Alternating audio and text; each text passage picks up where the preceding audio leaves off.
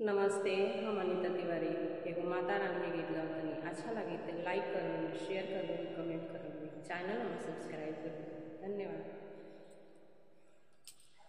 पवन उड़ा के ले गई रे मेरी माँ की चुनरिया, पवन उड़ा के ले गई रे मेरी माँ की चुनरिया, माँ की चुनरिया मेरी माँ की चुनरिया, माँ की चुनरिया मेरी माँ की चुनरिया, पवन उड़ा के ले गई रे मेरी माँ की चुनरिया।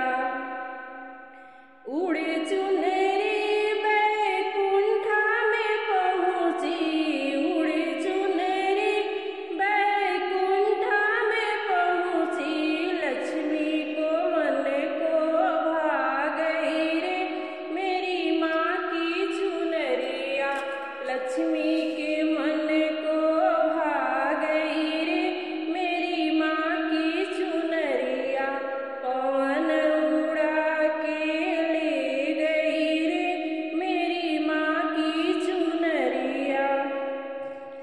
उड़े चुनरी कैलाश पहुँच गई, उड़े चुनरी कैलाश पहुँच गई, गौरा के मन को भा गई रे मेरी माँ की चुनरिया, गौरा के मन को भा गई रे मेरी माँ की चुनरिया, पवन उड़ा के ले गई रे मेरी माँ की चुनरिया।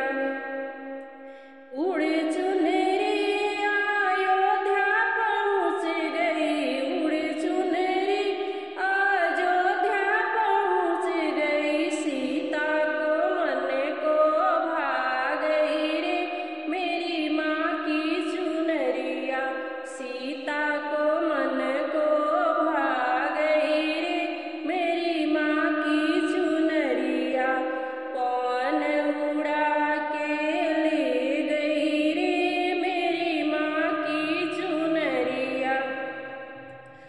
उड़े चुनरी मथुरा में पहुँच गई, उड़े चुनरी मथुरा में पहुँच गई, राधा को मन को भा गई रे मेरी माँ की चुनरिया, राधा को मन को भा गई रे मेरी माँ की चुनरिया, पवन उड़ा के ले गई रे मेरी माँ की चुनरिया, पवन उड़ा के ले गई रे मेरी माँ की चुनरिया। गीत अच्छा लगे तो प्लीज़ हमारे चैनल सब्सक्राइब कर दो। धन्यवाद।